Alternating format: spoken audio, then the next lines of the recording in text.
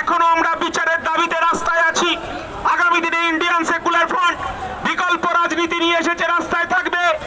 আমি আমার কর্মী সমর্থক নেতৃত্বকে বলবো, আমাদের মিছিল শুরু করতে হবে, মিছিলটাকে সাজাতে হবে।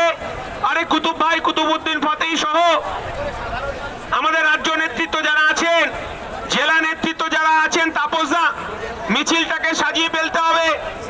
আর কিছুক্ষণের মধ্যেই আমরা মিছিল শুরু করব। আমাদের চেয়ারম্যান আর কিছুক্ষণের মধ্যেই উপস্থিত হবেন।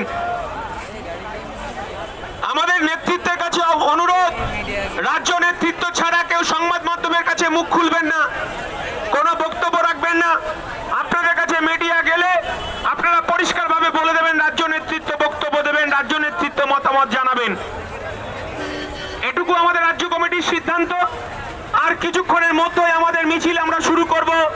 মিছিলটাকে আমাদেরকে সাজিয়ে ফেলতে হবে এবং আমার মুখরিত স্লোগানের মধ্য দিয়ে এই ব্যর্থ রাজ্য সরকার, ব্যর্থ স্বাস্থ্যমন্ত্রী, ব্যর্থ পুলিশ মন্ত্রীর পদত্যাগের দাবিতে এবং তিলোত্তমার বিচারের দাবিতে, প্রিয়াঙ্কা হাসদার বিচারের দাবিতে, আনিস খানের বিচারের দাবিতে, আবু সিদ্দিকীর বিচারের দাবিতে আমাদের এই দীপ্ত কণ্ঠের মিছিল আমরা শুরু করব।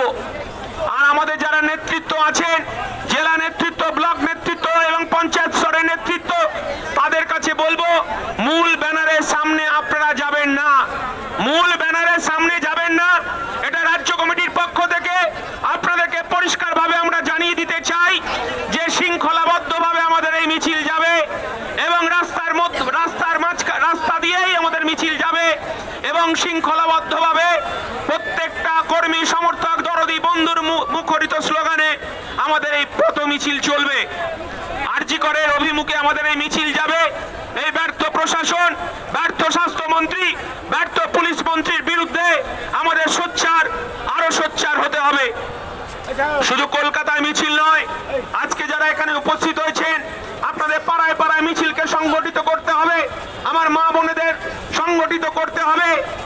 আর কিছুক্ষণের মধ্যে আমরা মিছিল শুরু করব।